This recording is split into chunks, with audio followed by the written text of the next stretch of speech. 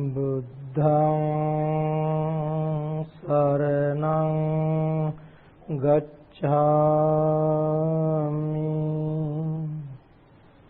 Dhammaṃ saraṇaṃ gacchāmi, Saṅghaṃ saraṇaṃ gacchāmi.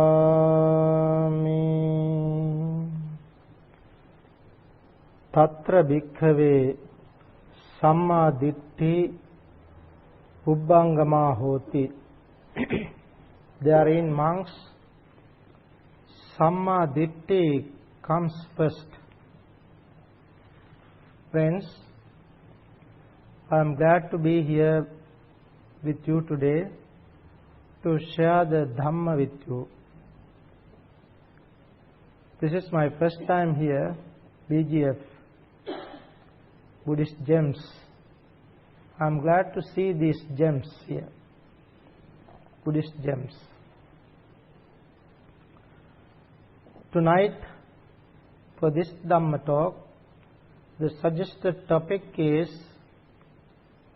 right view as the starting point of the Noble Eightfold Path. Noble Eightfold Path is the path the Buddha enunciated us. The Buddha rediscovered this path, realized this path, and revealed this path for all of us. This is the only path.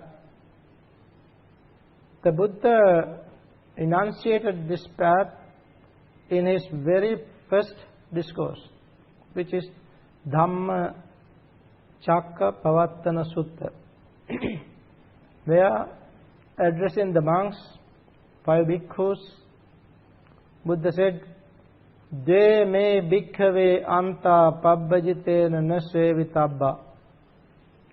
Buddha said there are 2 extremes which are to be avoided. What are the 2? Sensual indulgence and self-mortification. Both these are to be avoided.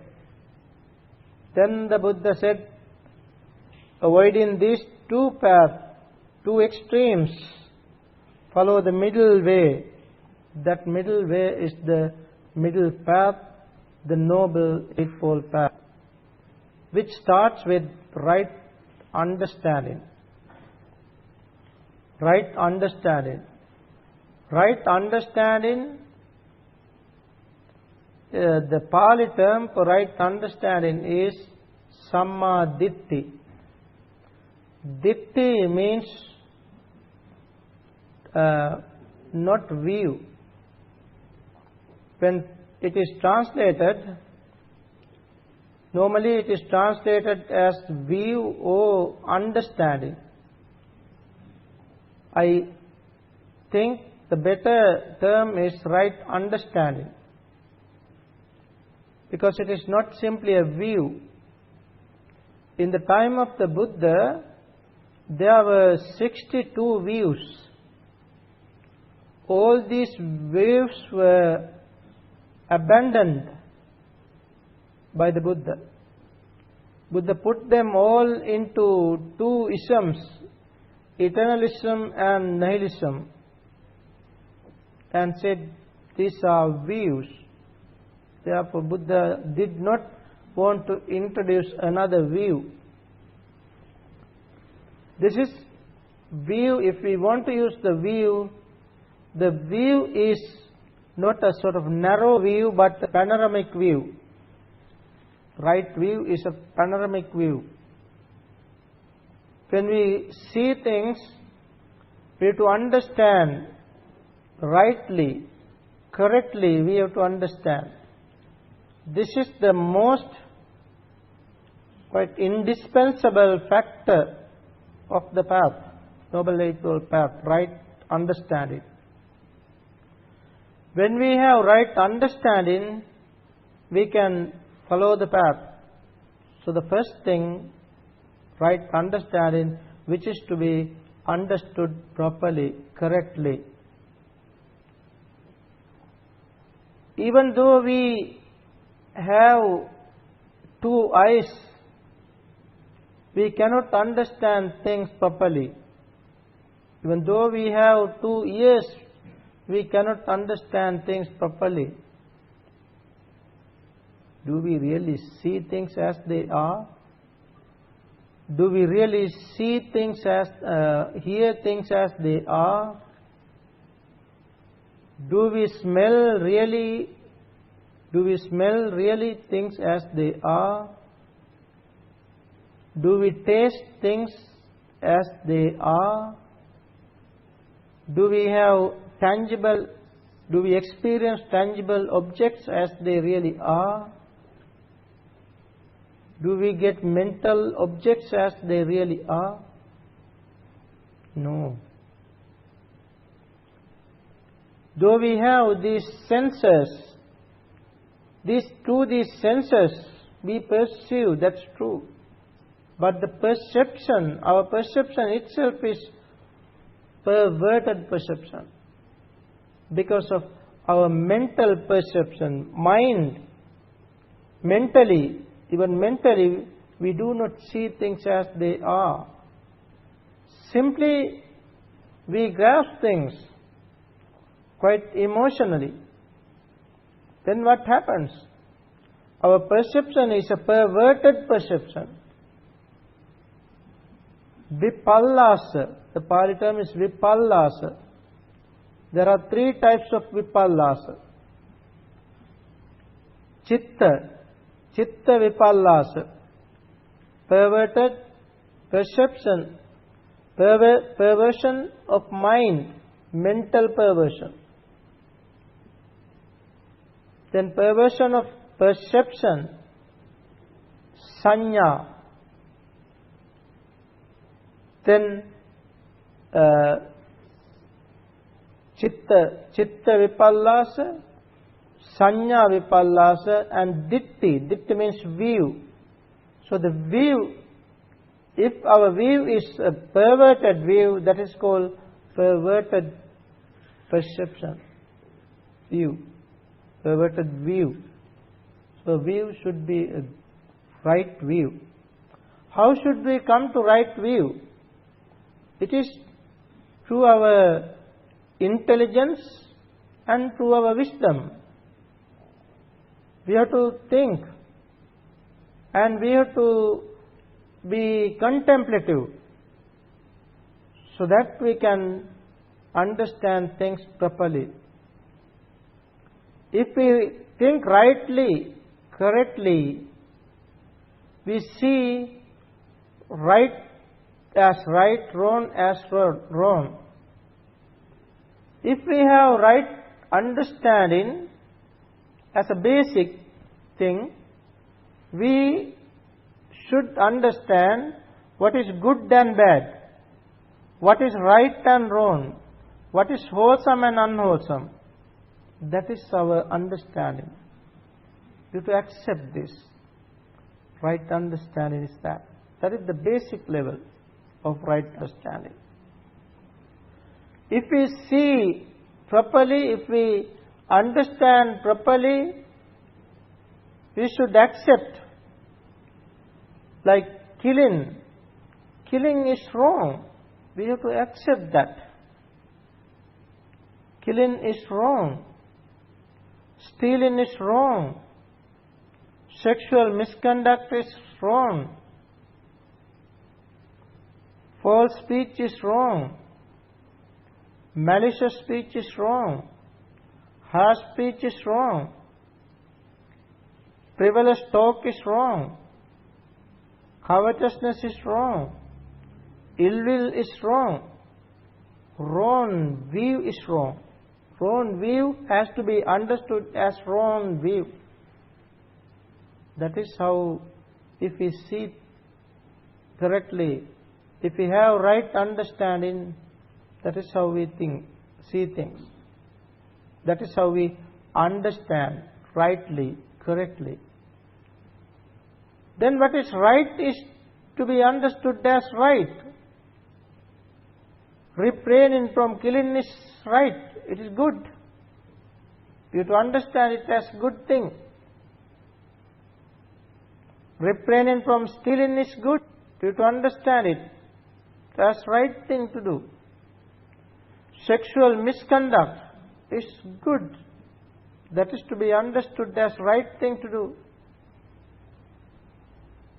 False speech, refraining from false speech is good. Refraining from malicious speech is good. Refraining from harsh speech is good.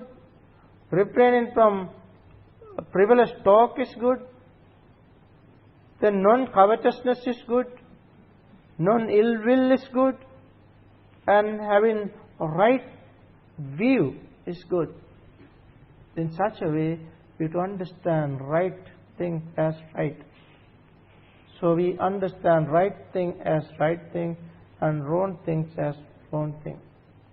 With that, when we understand this right view as right view, our view is right. That is how we come to Noble Eightfold Path. That means, friends, in order to come to the Noble Eightfold Path, our understanding, our view should be right view. Refraining from 10 unwholesome deeds. We appreciate, we accept 10 wholesome deeds. With that we come to right understanding, right view. Right view has another level. The Buddha pointed out, right view, one has to refrain from wrong views. There are 10 types of wrong view. 10 wrong views. People don't believe, some people don't believe that there are results, good results of giving. They say no point giving. Natti dinnang. Then they think no point, no meaning offering anything. And they think no point, no meaning doing some sort of sacrifice. Then they don't believe that there are good results or bad results of doing good deeds and bad deeds. They don't believe this world and next world. They don't believe supporting parents, supporting mother, father. They don't believe that there are good results of doing such good deeds. Then they don't believe spontaneous beings. There are spontaneous beings in the world, like spirits, hungry ghosts, like devas. They are called spontaneous beings.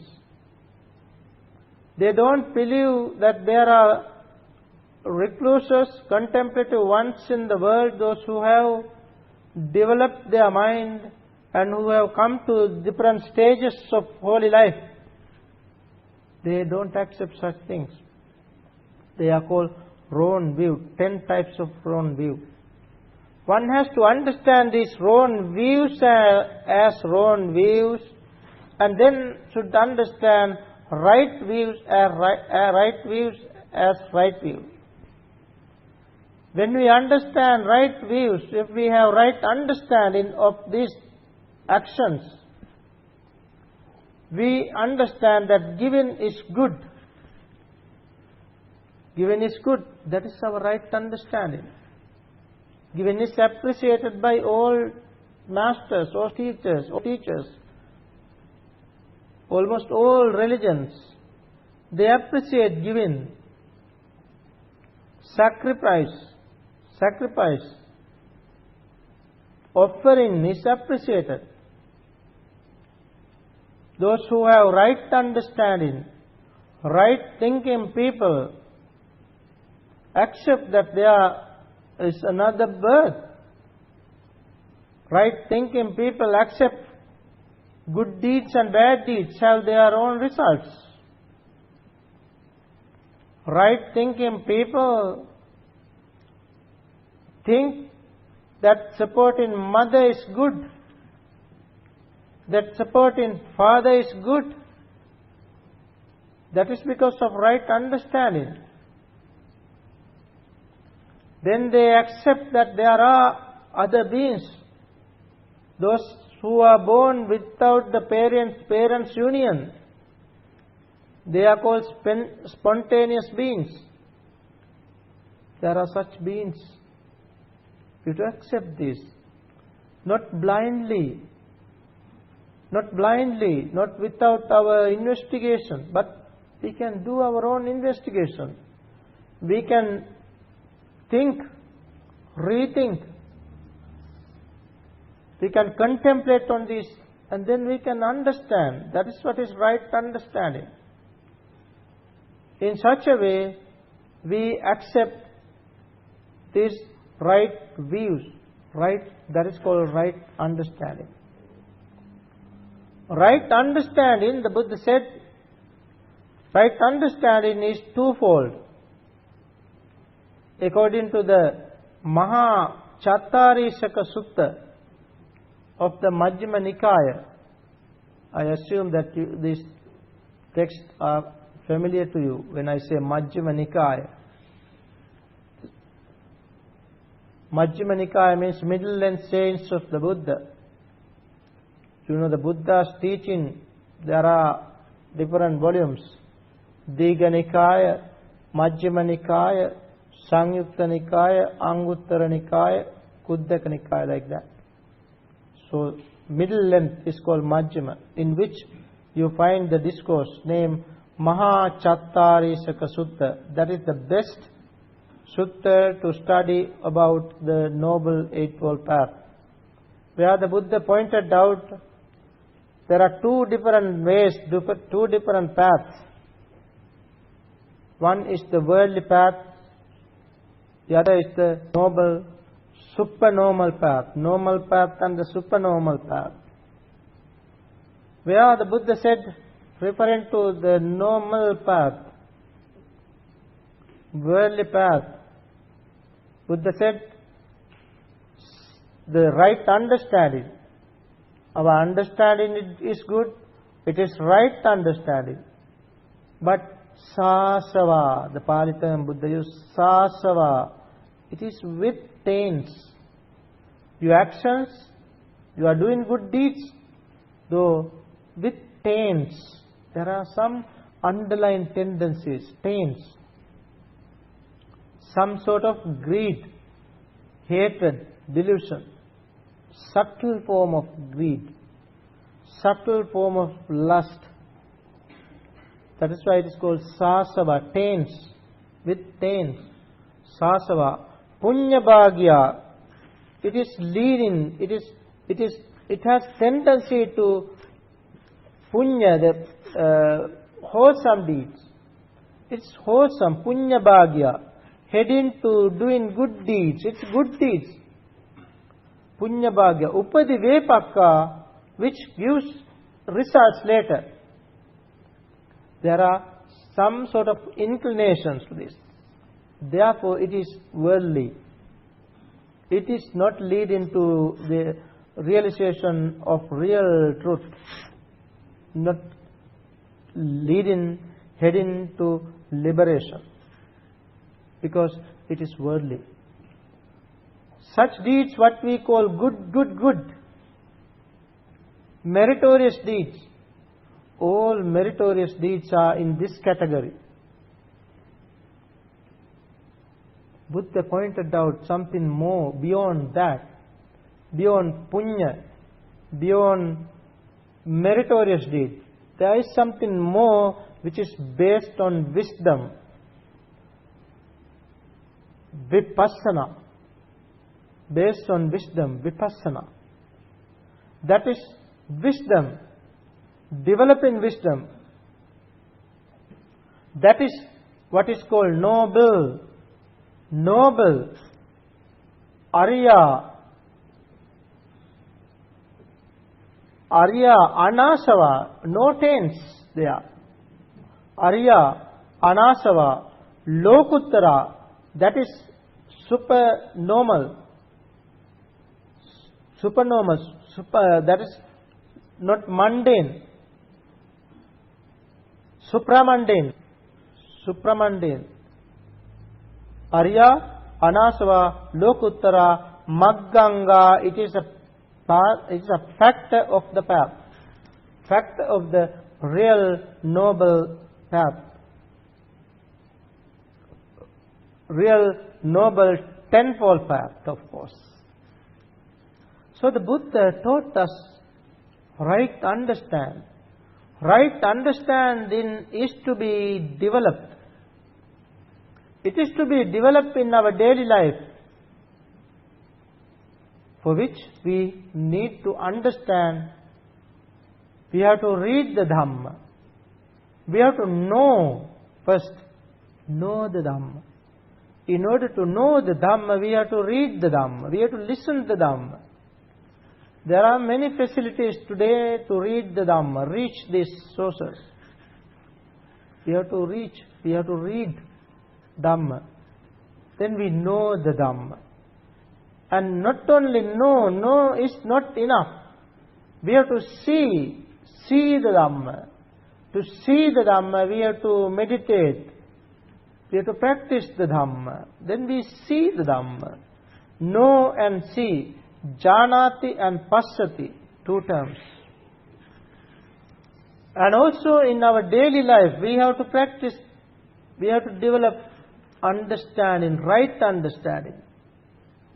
Right understanding is in daily life is very much important. If there is no right understanding between husband and wife, then that life is unsuccessful. If there is no right understanding between parents and children, the life is unsuccessful, full of troubles. Unsatisfactoriness is all over, overwhelming, every day unsatisfactory, unsatisfied life, no contentment. People are just suffering, living just like living cat and dog life sometimes. So therefore it is necessary understand things properly in daily life, especially in day life is full of troubles. Buddha said full of dust. Is the path full of dust? But the life is beautiful, is happy if the people can understand each other properly. That is right understanding. Husband and wife should understand each other, should love each other, should respect each other. Then children, we have to take care of our own children. Nobody else there to take care them or to take that responsibility. As parents, it is our responsibility. Parents' responsibility is to take care of their own children and to take care of their own house activities. That is with right understanding. So in such a way, we have to develop our right understanding. We have to understand that we should teach our children right things. This is how we apply right understanding in daily life. Simply learning right understanding, talking about right understanding in the path, Noble Eightfold Path is not enough. We have to apply right understanding in our daily life. So, for which we have to take care of ourselves and we have to take care of our children. We are responsible to take care of our children. Therefore, we are responsible to teach them what is called ethics. We have to teach them how to deal with people. These are the problems in society. We have to teach them how to deal with deal with people, how to be courteous, how to be nice, how to help each other, how to share with others, how to be calm when it is right time, how to talk, how to act, how to take actions bravely when it is right time. Like that, we have to teach these things. We cannot expect all this from the school, from a Dhamma school. It is our responsibility, parents' responsibility, to teach them ethics, spirituality, what is called spirituality. Not necessarily a religion. Even if they are spiritual, they are good ones. They respect each other. They help each other. In such a way, we have to apply right understanding in daily life as well. When develop right understanding, it is like developing a road or developing a city. Once the Buddha compared this Noble Eightfold Path as a road, as a path, he said, this was an ancient path, Puranang Anjasang. He said, monks, once, even before my attainment of enlightenment, once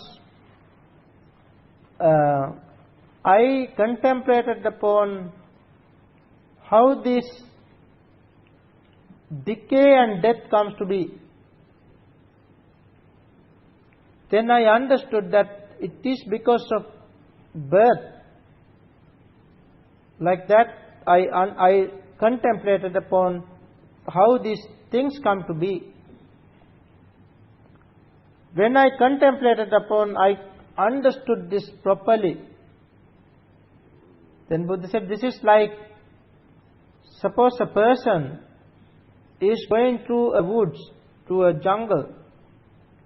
When he is going through the jungle, he finds a footpath used by ancient people. Then he goes along the road, along this path. When he goes alone, he finds a city, ancient city in the midst of the jungle. It's an ancient city, dilapidated city. Seeing this dilapidated city, he comes back and informs this to the king or the ministers. Then the king and the ministers, they go there, they see the place, and they started to develop this city. They developed the path, they developed the road and the city. Just like that, the Buddha said, while I was contemplating on this Dhamma, I realized that there is the path to practice, develop. That path is the path used by ancient teachers, Buddhas in the past. That path is the Noble Eightfold Path. So the Buddha said, I developed this path. And this path leading to the city of Nibbana. So the Buddha said, this is how I rediscovered this path, realized this path, and revealed this path. So the Buddha taught us to develop this right understanding. Right understanding is very much important, as it is the starting point of the path. Starting point of the path should be clearly understood. Then we can start and go. So when we practice, develop this right understanding, Venerable Sariputta, Venerable Sariputta has taught us a very special discourse referring to right understanding, where Venerable Sariputta, addressing the monks, said what right understanding is. If one can understand unwholesome as unwholesome and the roots of unwholesome as root of unwholesome, and understand wholesome as wholesome and unwholesome, their roots as wholesome roots, unwholesome as unwholesome and their roots, wholesome as wholesome and their roots. Then he explained what are the unwholesome. Unwholesome are 10 unwholesome which we talked about earlier. Their roots: greed, hatred and delusion. These are the roots of unwholesome. If one can understand these unwholesome roots as unwholesome roots and unwholesome deeds as unwholesome deeds, that is right understanding. If one can understand wholesome deeds as wholesome deeds and their roots as wholesome roots, what are wholesome roots? Non-greed, non-hatred, non-delusion. That itself is right understanding, he said. And again he said, when the monks then asked, is there any other thing? Then the Buddha said, the Venerable Sariputta said, yes. If one can understand nutrients as nutrients, the arising of nutrients as nutrients, then the cessation and the path leading to the cessation as nutrient. That itself is right understanding. Nutrients, there are 4 types of nutrients. Nutrients or nutriments, you can use either word. Ahara, the Pali term. There are 4 types. Kabalinkara, that is whatever physical food. We need 4 types of food. Physical food for this physicality. And then whatever gross or subtle food that we take is physical food. Then we have contact as nutriment. Contact, that is when we see something, when we hear something, through the 6 senses, through senses, we grasp things, we perceive things with the support of contact. Contact means internal base, external base and consciousness. These 3 come together. Meeting of the 3 is called contact. So one has to understand contact as nutrient. Then there is volition, mental volition as nutrient. Then the 4th one is consciousness as nutrient. So if one can understand these 4 types of nutrients, that itself is right understanding. This is how we develop our right understanding. Then if we can understand, Venerable Sariputta says, if one can understand unsatisfactoriness as unsatisfactoriness, the cause of unsatisfactoriness as the cause of unsatisfactoriness, the cessation of unsatisfactoriness as the cessation of unsatisfactoriness, and the path leading to the cessation of unsatisfactoriness as the path leading to the cessation of unsatisfactoriness, that itself is right understanding. Then Venerable Sariputta further said, if one can understand aging as aging, decay and death, jara marana, decay and death as decay and death, the origination, the rising of decay and death as rising, then cessation as cessation, and the path leading to the cessation. Understand that itself is right understanding. Then he said, the birth, if one can understand birth as birth, the cause, cessation, and the path leading to the cessation. The path leading to the cessation. What is the cause of birth? Cause of birth is existence, bhava. Then what is the cessation? Cessation of bhava itself is the cessation of birth.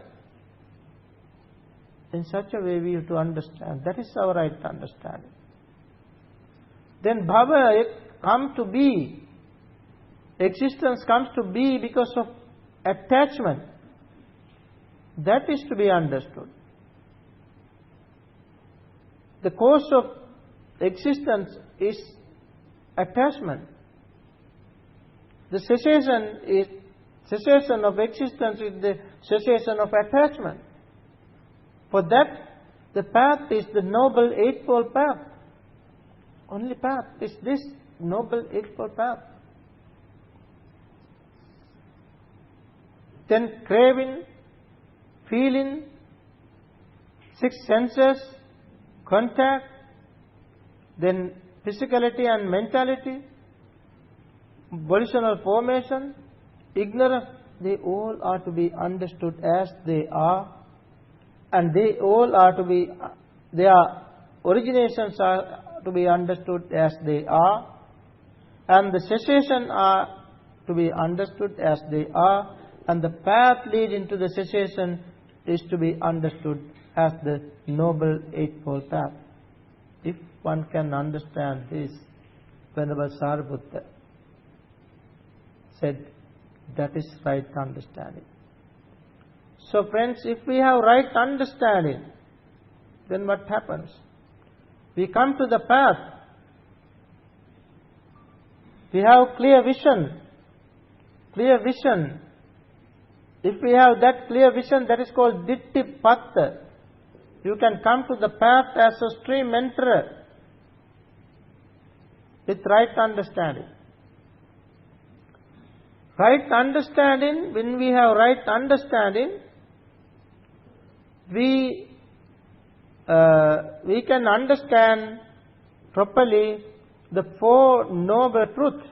That is understanding level. That is to know the Four Noble Truths. Once the Buddha himself said, right understanding means understanding, it is the knowledge of dukkha, the knowledge of the cause of dukkha, the knowledge of the cessation of dukkha, the knowledge of the path leading to the cessation of dukkha. Dukkhe jnanam, dukkha samudaya jnanam, dukkha nirodhe jnanam, dukkha nirodha gamini patipadaya jnanam. This is what is called right understanding, or right view, if you like. That is right understanding.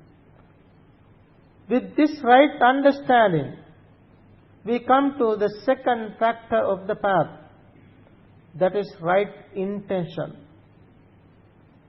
If we have right understanding, we start to think. That is conceptualize. Our thinking, our volition should be good. That's a wrong path as well. We have to abolish wrong path, and then only we come to right path. When we come to right path, our intention is good. The intention is, we have intention to give up things, abandon things. It does not mean that we have to abandon all things, all items at home. That is how some people think. Some people think we have to abandon, we have to give up everything to practice Buddhism. Even lately, there was a retreat. During the retreat, one person has written asked a question. Bhante, how can I give up my wife to practice? I cannot give up. He says, I cannot give up my wife. I love her so much. I love her. How can I give up my wife? Then I asked, who asked you to do that? In general, I don't know who wrote this. I asked, who asked you to do this? That is not Buddhism. Giving up wife is not the path to first understand. Start with right understanding. Understand things clearly. You don't want to give up all these things at home, all your items, whatever the items at home. Let things to be there. Give up mentally. You can do it mentally. If you mentally attach to these things, that is the problem. That is the problem. Try to live unattached. Whatever the things at home is okay. Try to slowly unattach. Try to cut the strings to which you are bound to. That is the way. So if we have right understanding, we think to share with others. That is called nekkamma sankappa. Nekkamma means sharing, giving, abandoning. Abandoning things, giving things. Nekkamma sankappa. It's a good thought, good intention. That is why it is called sankappa. Sankappa. Then nekkamma sankappa, avvyapada sankappa. Second one is avvyapada. Avvyapada means non-ill will. Instead ill will, we have good will. Not non-ill will, non-ill will. That is metta. Love and friendliness, good thoughts, good will. That is good will. That is our intention, right intention. Then non-cruelty. Non-cruelty. We completely refrain from cruelty, any harm. Completely refrain from killing. Those are good thoughts, which are called right intention, right thought. When we conceptualize, then we have to verbalize. That is right speech. If we have good thoughts, good concept, we conceptualize properly, rightly, correctly, then we talk what is good. That is right speech. Our speech is right. Good thought, good talk. Refrain from false speech. Refrain from malicious speech. Refrain from harsh speech. Refrain from frivolous talk. Then we come to right speech. We refrain from wrong thing, but we accept right thing. We talk what is truth instead false speech. Like that. We don't use divisive talk, but we try to unite people. Talk to unite people. We don't use harsh speech, but gentle speech. We talk softly, gently. We don't talk simply frivolous talk, not endless talking. Get together and talk endlessly. But we talk mindfully on Dhamma, like that. Then we put things into action. What we talk, we put things into action. When we put things into action, that is called right action. This is how we follow the Noble Eightfold Path. Our actions are good. We refrain from killing, refrain from stealing, refrain from sexual misconduct. These are called physical actions. We have physical actions, verbal actions and mental actions. All our actions are good by this time. Then we live. That is our livelihood. Right livelihood. Next factor of the path is right livelihood. Our livelihood is good. We try to live righteously. To live righteously, we have to earn righteously. That is very important. If we want to live righteously, we have to earn righteously. As Buddhists, if we are sort of doing unrighteous things, that is not good for Buddhists. That is then not righteous living. So when we live in such a way, then we make effort. We make effort to develop our mind. When we develop our mind, we make effort, not only the mental effort, but physical effort also for our daily life. We have a life to lead. We all want to live. In order to live, we have to work hard. Work hard. For that we have to have energy, virya, vayama. We have to have vayama, that is mental. We make effort to control our mind.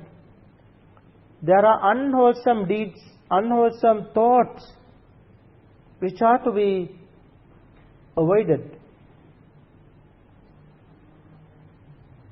There are unwholesome thoughts which have not yet come. Those are to be avoided. We do not let unwholesome thoughts to come to our mind.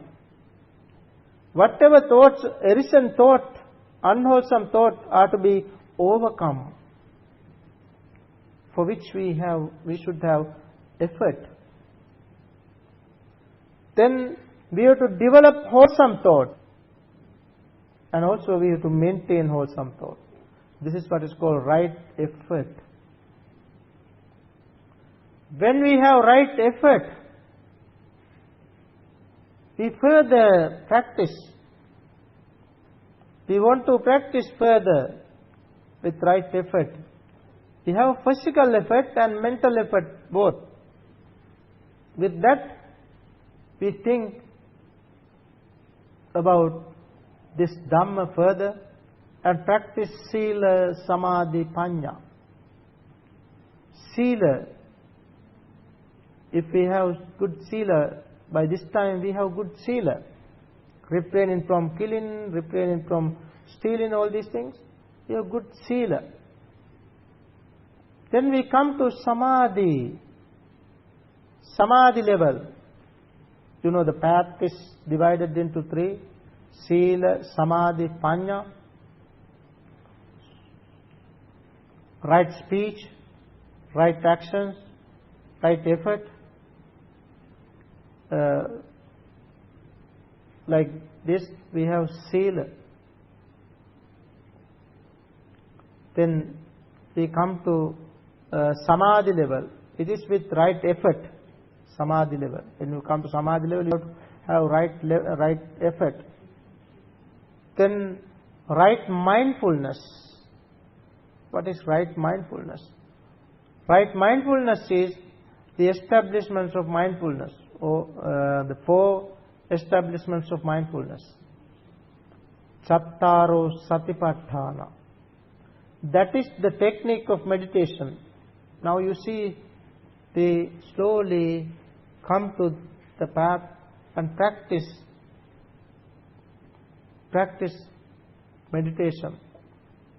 The Buddha has very well designed a technique for meditation. That technique is these 4 establishments of mindfulness, in which the Buddha taught us how to practice meditation.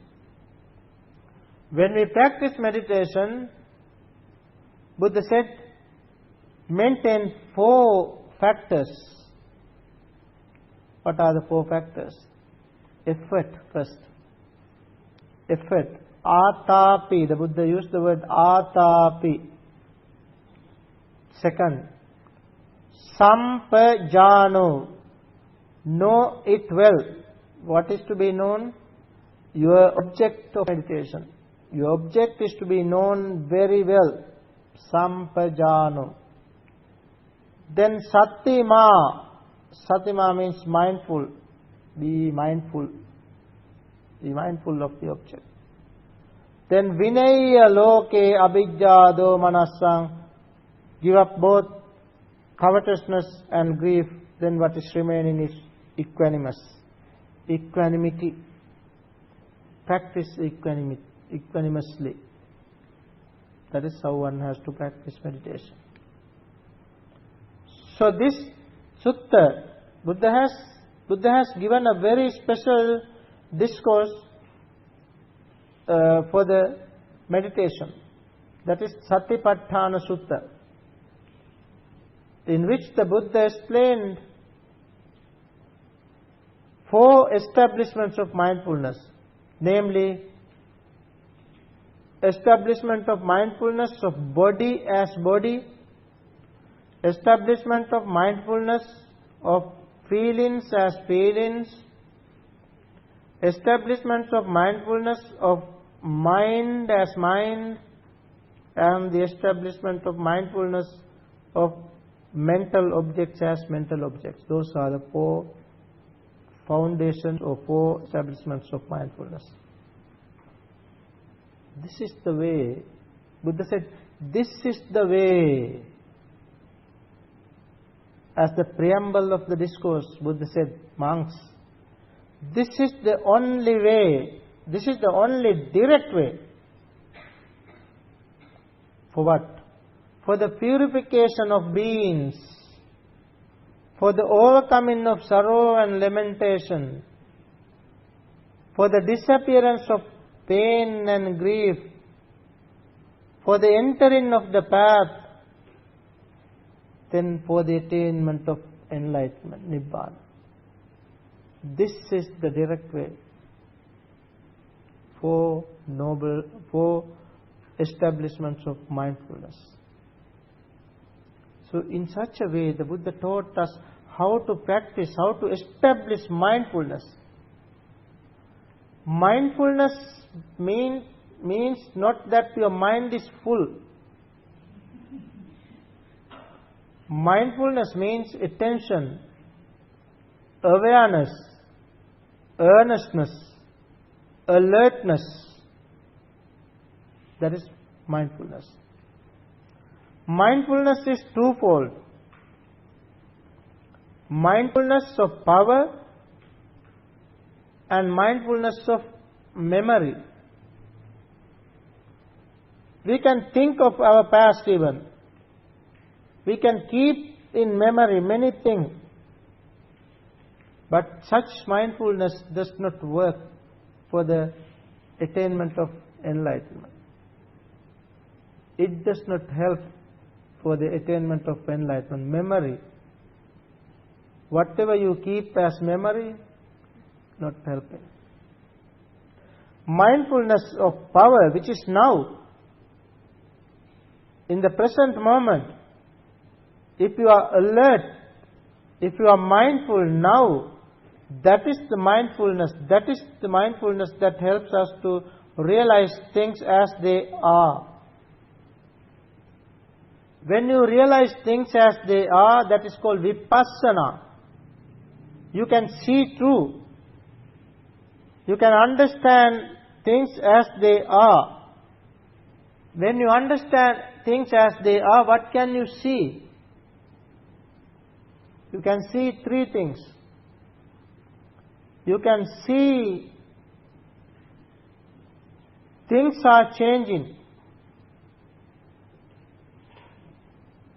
Things are ever changing. That is called anicca. Then you can see, you can understand that whatever is in the nature of changing, it is dukkha, unsatisfactory. Then you can see, you can understand whatever is in the nature of changing, unsatisfactory, there is no unchanging thing, no substance. That is what is called anatta. No self, without a self. Without a self. So these are called three characteristics of existence. Anicca, dukkha, anatta. These are the things that we can see in all things, animate or inanimate. If we can see these three, that is what is called vipassana. Vipassana. So friends, in this manner we have to practice meditation. When practice, Buddha said, practice samatha and vipassana together, in tandem. These should go together. Whenever you practice samatha, switch to insight. That is the teaching. Switch to insight. So, of the path, when we come to practice right mindfulness, that is the seventh factor of the Noble Eightfold Path. Now with this, you can come to, as you are practicing, you can come to right concentration. Right concentration is to be understood clearly. Right concentration can be gained only with the support of the first 7 factors of the Noble Eightfold Path. That is the difference between wrong concentration and right concentration. Wrong concentration, you can gain wrong concentration easily. Even before the Buddha, there were many people, sages, rishis, they developed concentration, they developed and they gained different types of knowledge, but no Nibbana, no Sotapannas, no stream enterers in other sasana, other faith, other traditions, no stream enterers, no once-returners, no non-returners, no Arahant. No Arahant. Why? No Vipassana. No right concentration. Right concentration. Buddha clearly said this. In the Mahachattarishaka Sutta. Buddha very clearly said, monks, I will teach you noble right concentration with its requisite support and requisite. Then Buddha said, what is that? That is the right concentration with the support of the first 7 factors of the path. That means you have to get the right concentration with the support from right understanding, right intention, right speech, right actions, right livelihood, right effort, right mindfulness. With the support of these 7, if you get concentration, that is what is called Buddhist concentration, right concentration. Friends, if one has this concentration, then only you can see true. See true to true truth, true knowledge. What is true truth? True knowledge, what is that? That is the noble four noble truths. That is the four noble truths. Truth is truth. That is the truth. Four noble truths can be realized only with the support of right concentration. That is why other faiths are void of Four Noble Truths.